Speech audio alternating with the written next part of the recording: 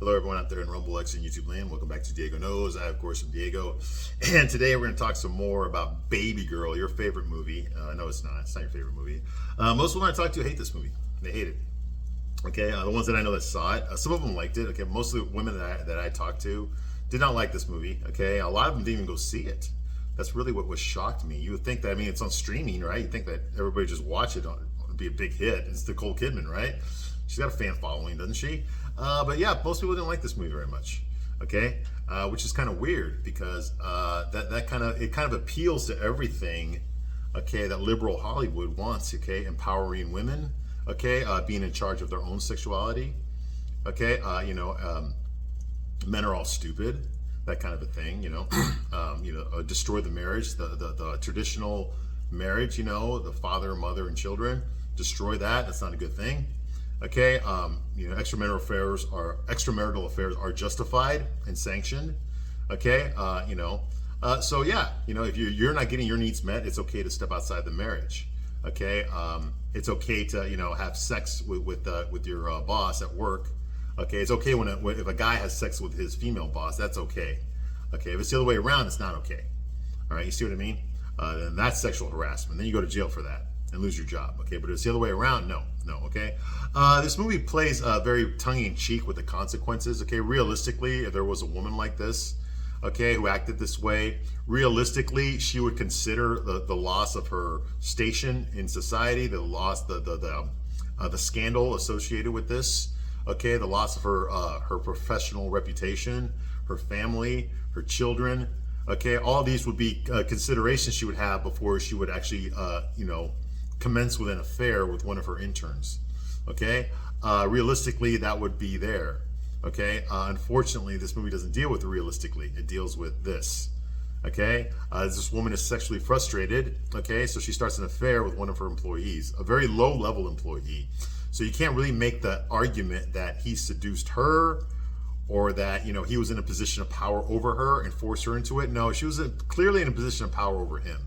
Okay, I mean, as high as the positions you can get. I mean, you got intern, okay, and then fucking CEO. Okay, it doesn't get more further than that. All right. Yeah. Okay. So, but we're supposed to feel sorry for her. We're supposed to empathize with her. When things start going bad for her, we're supposed to want her to overcome it and get through it and still not lose anything. Still keep her family, still keep her marriage, still keep her company, her professional reputation, the respect of her employees. She can still keep all of that despite the fact that, she did this bad thing. Okay, and she'll accept no consequences for her actions, no accountability at all, because chick flicks never have accountability. Okay, now the bad news is that chick flicks don't have any accountability.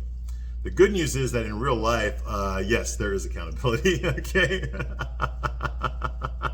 just like there is for men. Okay, you want to talk about equality? There it is, right there. Okay, yes. Okay, in real life, women are held accountable for what they do. Okay, just as men are, but not in these movies though. In movies they're not. Okay, they're forgiven immediately, whatever.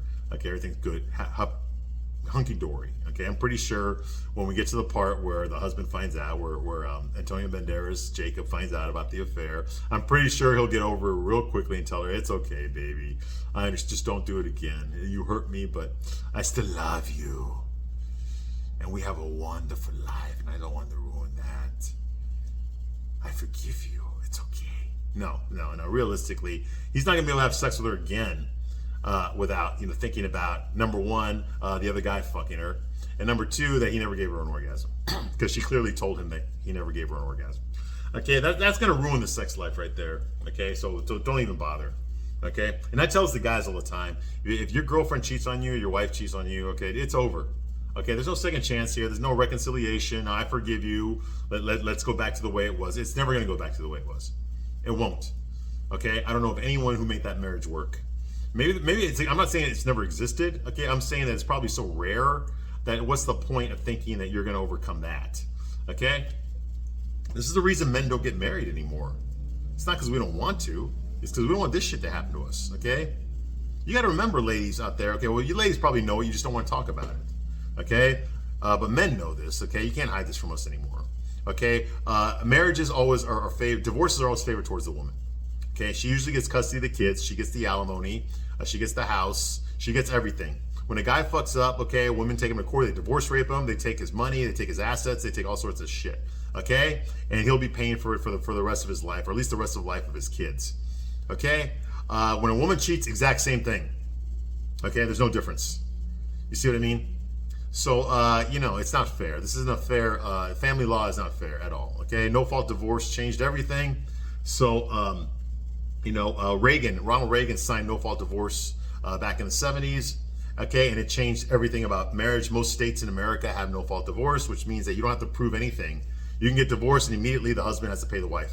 Doesn't matter whose fault it was. Okay, that's automatically the way it is now. Okay, so, Reagan, who, by the way, Reagan had been married twice. He was married to Jane Wyman back when he was an actor in Hollywood. And he actually let her cheat on him. He actually, gave her permission to fuck other guys. I'm not making that up.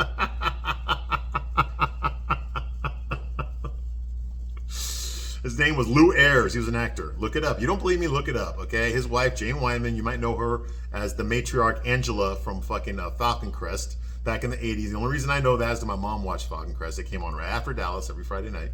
Okay, Jane Wyman. Okay, yeah, she was openly cuckolding Ronald Reagan in the 1940s. Okay, until they got divorced. All right, and then he married Nancy Davis. Okay, who was known all throughout Hollywood. Yeah, she's an actress too. Who was known all throughout Hollywood as giving the best blowjobs. Okay, in Hollywood, okay? Everyone from Warner Brothers, MGM, they'd all gotten blowjobs from her, and they all said she's the best blowjob queen in Hollywood, okay? Her name was Nancy Davis, and she married Ronald Reagan and became Nancy Reagan. Wow, they left that out of the movie, didn't they? The Dennis Quaid movie about him? Yeah, they left that out of the movie. Okay, and she was never faithful to Ronald Reagan. In fact, when Ronald Reagan was out of town, like in Russia and shit, and stuff, then she was like fucking Frank Sinatra in the White House. I'm not making that up. I am not making that up. All right, so Ronald Reagan is probably not the best guy to sign into law. Okay, to sign into effect a law that allows women to cheat and still get everything in the divorce. Okay, he's probably not the best guy to do that, but he did. Okay, and men have wised up to it now. That's why men aren't getting married anymore. That's why you're getting all these single moms out there. That's why you're getting a bunch of women. If you ever go like on social media, like you go onto some of these dating sites and shit. These apps, these dating apps. It's always the same shit. Woman in her 40s, okay, with divorce, with kids, all that kind of shit. It's always the fucking same. Okay, talking about how she's a 10 and she deserves a 10. Bitch, if you're a fucking 10, okay, you wouldn't have lost your husband. Okay, you wouldn't have lost your husband. All right. So clearly you're not, okay? That kind of thing. And women overestimating their value. It's all bullshit. It's all fucking bullshit, all right? But anyway, why am I saying that? Because this movie is deluded. It follows the same delusion, okay? That women have everything, okay? And men are just intimidated by that, okay? And that's not true. It's not true. Men fight the wars. Women don't. Men do the dangerous jobs, women don't. So no, it has nothing to do with whether or not we have character or whether or not we have courage. Men most definitely do. Okay? And once you push us to the limit, okay, we're going to use that courage and go against what we're supposed to be afraid of. Okay? And men have always done that throughout history. It's what built this country. It's what built this country. All right? Yeah, absolutely. Okay? So no, you're never gonna put men down to the point where we're not gonna do anything about it. Okay, times are changing. In case you haven't noticed. Okay, so eventually, hopefully, in my lifetime, these laws will get overturned. Okay, and we can start treating men and women equally in court. All right, so that if a man screws up, he has to pay for it. If a woman screws up, she has to pay for it too. Yeah, I know, right? Accountability, fucking. Like these liberal women, man, accountability, they're allergic to that word. It makes them sick just saying it, just hearing it. All right, moving right along. Okay, so we had we left off last time. They were having sex in a fancy hotel room, whatever. They had some pillow talk and shit. He made her give him a blowjob, that kind of thing. He danced with her while she was naked. He picked her up and carried her around the room, blah, blah, blah. They fucked this way, for a while in the bed, had some pillow talk. She asked him if she thought he was a bad person. No, you're a wonderful person. You're wonderful. The way you know things about people, what they're thinking, what they're feeling, what they want, Sometimes I scare myself. That kind of fucking shit. You don't scare me. Okay, so she's all in her fucking lovey-dovey mode with this guy. All right? Okay, so the next scene here, okay, what do you call it? We're back at her penthouse apartment with her husband and her kids, okay? And her 12-year-old daughter, I guess, is in dance class. That's like a running theme throughout this thing. She's dancing all the fucking time, okay? And we go to a family, it's a birthday party, okay? There's a birthday party going on at her penthouse, okay? And with lots of guests are there, lots of people are there, okay? It's Isabel, it's her daughter Isabel's birthday party. I think she's turning 18 or something, okay? So that's a teenage lesbian daughter that they have, right? Okay, everyone's having a great time and all that kind of stuff. The dad, Jacob, is cutting the cake and all the chocolate cake and all that. Everyone's going great. Okay, you'd never guess that she's fucking one of her employees this entire time. Okay, anyway, Sam arrives for the party. He arrives with Esme. Ooh, now Esme is a black girl. That is Romy's secretary. That's her personal assistant. Okay, so Esme's there and she arrives with Samuel. Ooh, and it looks like they were having a good time while they were waiting for her to open the door, if you know what I mean. Okay, and they brought a gift. They brought a gift for Isabel's birthday. Oh, how nice of them, right? Okay, everyone's having fun dancing, okay? But Romy is clearly pissed off. She's pissed off that Samuel, her boy toy, okay, brought another woman to this party. And not only another woman, but her assistant. Okay, a woman that she looks down on. He brought her to this party to make her jealous? Okay, that kind of thing, So she sends him a text while he's standing like a few feet away from her, saying we need to talk. So he's just like, okay, whatever. So they go into another room, okay? And this is her penthouse apartment here, okay? They go in another room, okay, to meet in private, to talk. And Romy asks him, why are you here? You go, are you dating Esme? He's like, hell yeah, I am. She's like, what are you dating her for? He's like, excuse me, but isn't that guy over there cutting the cake, isn't that your husband? And she's like, I don't want you seeing anybody but me. Oh, so now she's got some ground rules. Is that how this works, okay? Bitch, you are cheating on your fucking husband with another guy, a guy who happens to be single, okay? He can fuck whoever he wants, okay, without consequences because he's fucking single. You're not, okay? You're the one in the wrong. You're both in the wrong, but you're the one that's got more to lose.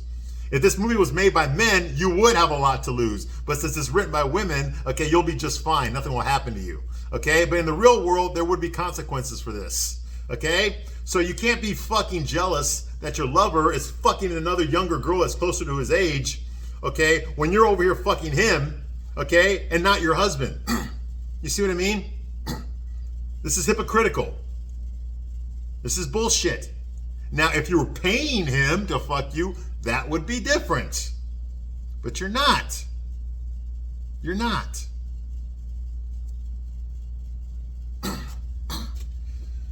So I mean, I agree with Samuel here. So that's going on here, So like, what did I say in the previous video? Okay, you want a guy who can make you come, right? You want a guy who can, on a regular basis, okay, make you come, right? Okay, then you're gonna have to share or compete to get a guy like that. You're gonna have to share a guy like that with other women, or you're gonna have to compete with other women to get that guy, okay? So why wouldn't he be seeing a girl on his own age? Why wouldn't he be doing that? Why would he be fucking sitting around jerking off waiting for you to call him to tell him that you want to fuck? Why would he do that? He's got a gift. Okay? He knows how to fucking please women. He's gonna go out there and fucking please women. That's what he's gonna fucking do. Okay? Who the fuck are you to think you're so fucking special that you can own that or something? You've got him on a fucking leash or some shit.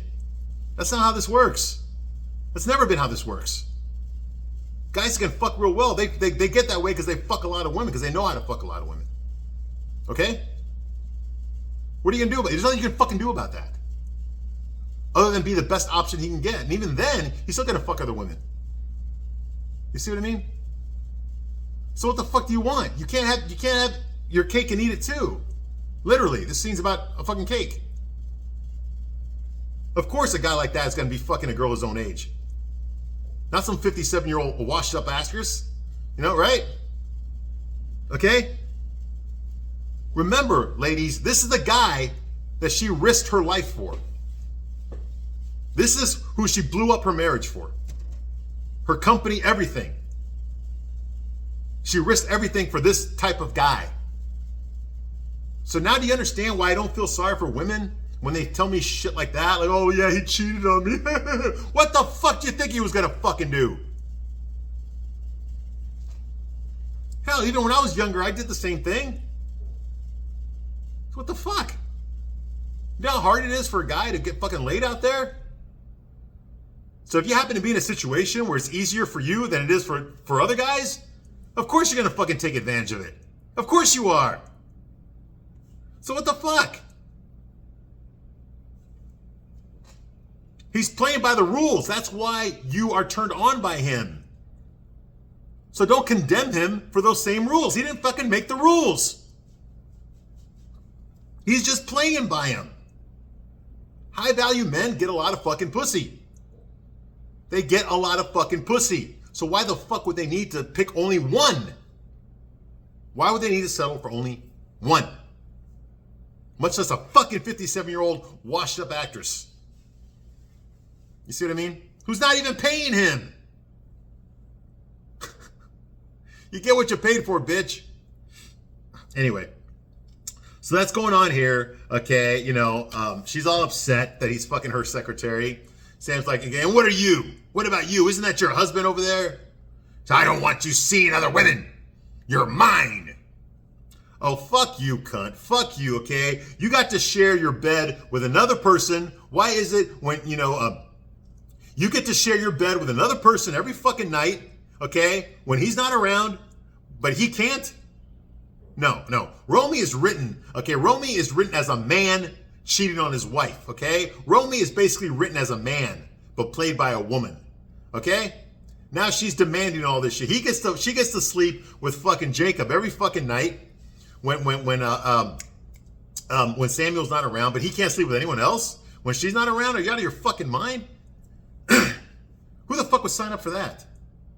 Nobody. Okay, this is the kind of shit that a man who's cheating on his wife would get this way. When his mistress is fucking other guys, that would kind of piss him off. Oh, no, you're mine. Okay? It's not realistic. Okay, men and women cheat differently. I'm sorry, but they fucking do. Okay, women don't cheat like men. And men don't cheat like women. Anyway, so, you know, and this reminds me of a story here. Okay, this is a true story, okay? So Romy's all fucking upset that that her secretary is fucking her lover. That pisses her off. That he's fucking her because she thought she had him all to herself. Well, I mean, she got her husband too, but she thought that she had Samuel all to herself. Okay? And it's pissing her off that her lover, not husband, her lover is fucking someone else. So she, you know, she wants to do something about it. Okay? This is something a man, okay, who was a CEO, okay, or something would do. Okay, he would have this guy taken care of. If his mistress was fucking another guy, he would get rid of this other guy somehow. Okay, that's what a man would do. Okay, not a woman. All right, but you know, like I said, it reminds me of a story. It's a true story in Hollywood. Okay, there was a movie director named Thomas Ince. Okay, he was 44 years old when he died in 1924. Okay, in 1924, he was on a party boat. Okay, it was on a yacht. The yacht was called the Oneida, okay? It was owned by a man named William Randolph Hearst. Does that name sound familiar? Okay, William Randolph Hearst owned about 25% of all the newspapers in the United States, okay? So he basically controlled the narrative, okay? He was a billionaire. Yes, he was a billionaire, robber baron, all those things. When you think about monopoly, you think about guys like him, okay? He was around back then. Okay, William Randolph Hearst, and he owned a shitload of newspapers, all right? Anyway, he had a yacht, the Oneida. William Randolph Hearst at the time in 1924, he was 61 years old, but he had a mistress. He had a mistress who he had been seeing for a very long time. And her name was Marion Davis. And at the time, she was 27 years old in 1924. But he'd been seeing her for a good 10 years. Okay? She was an actress in Hollywood, yes. Everyone knew that she was the mistress of William Randolph Hearst, so nobody crossed her. And if she ever wanted a role, okay, directors gave it to her because nobody wanted to cross William Randolph Hearst. Now, he was married. William Randolph Hearst was married to a woman named Millicent, okay, but it was an arranged marriage. He did not love her, even though, like, he had kids with her, and she refused to give him a divorce. So he had no choice but to have a mistress because his wife would not divorce him. No matter how much money he offered her, she would not divorce him. She wanted to die with his last name, okay? So he was kind of fucked here, okay? So he had to keep his mistress around. Everyone in Hollywood, everyone in high-class social circles knew, okay, who Marion Davis was. That was his mistress. Everybody knew it. And she was in several movies, okay? And like I said, she was a young woman. She was 27 and he was 61, okay? Now, the party that they had on the Oneida, okay, a lot of famous actors and journalists were there, okay? Like Hedda Hopper was there, okay? She was a gossip columnist, okay? They were all there, okay, at this party, okay? Well, it turns out that Marion Davis was actually fucking Charlie Chaplin at the time, okay? And William Randolph Hearst just found out about this, okay? Now, Charlie Chaplin was at the party as well. He was the most famous movie star in the world at that time. This was the silent era, 1924, okay? 101 years ago, okay? And he was the reigning king of Hollywood at the time, okay? Him and Douglas Fairbanks, okay?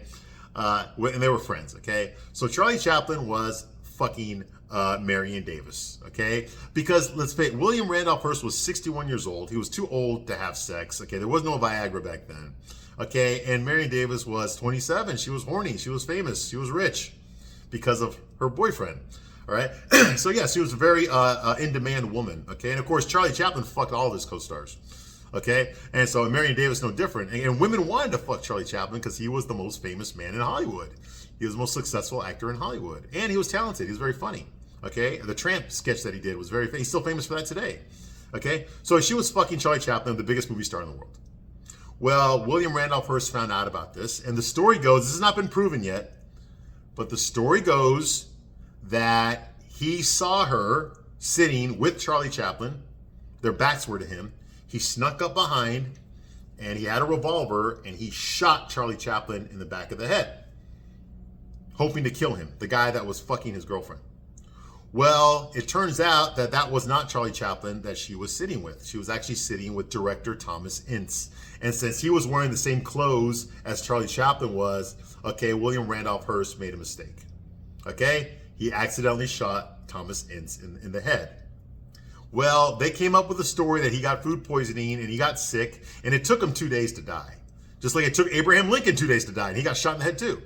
All right, so when they went back to shore, they got an ambulance for him and all that kind of stuff. He was a famous director. He was a very famous director.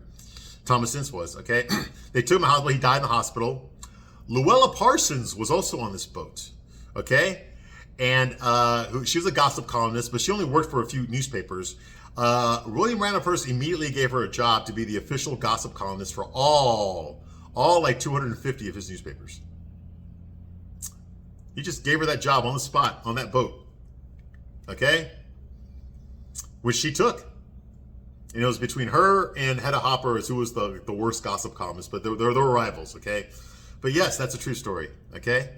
Now, whether or not William Randolph Hearst did kill Thomas Ince by mistake, we don't know for sure. Like I said, none of this can be proven. This is just a theory that kind of fits very well.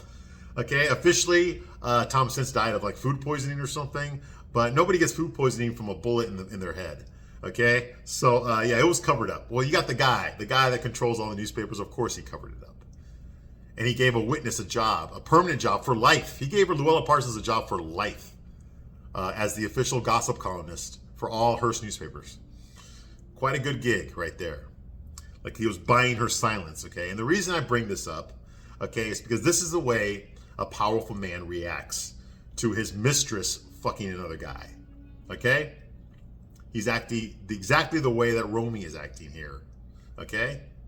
That sort of hatred, okay? That's where I'm going to do something to her, okay? Because people that have that much power, they're drunk on it. They think they have the ability to do things that other human beings don't have the ability to do. They have the right to. They feel entitled. Okay, and that's why I told you this story about William Randolph Hearst, because okay, this scene here immediately brought that up. Okay, so Romy grabs Samuel, okay, and Esme, and Esme walks in on them. Okay, she grabs Samuel because she's mad at him. All of a sudden, Esme, the black girl secretary, walks in and sees them kind of struggling. And she's like, "Is everything okay?" He's like, "Oh yeah, so everything's okay." And they knock over a glass and break it. Okay, and so Sam starts picking it up. Okay, and Esme and Sam, they leave together. They leave the party together. And Romy is so fucking pissed off at this. She's so pissed off that Samuel was fucking another girl, a girl closer to his own age. Her secretary, no less, who was beneath her, who's always bugging her about her promotion, about somebody getting a promotion. She's pissed. So she takes the chocolate cake and throws it away. Get it? She wants her cake and eat it too. She takes the cake and throws it in the trash. Get the metaphor? Okay. All right. I'm going to stop my review right here, but I'll be back soon to continue my review of this movie. I thank you very much for watching this long, and I'll see you soon on the next one. Bye.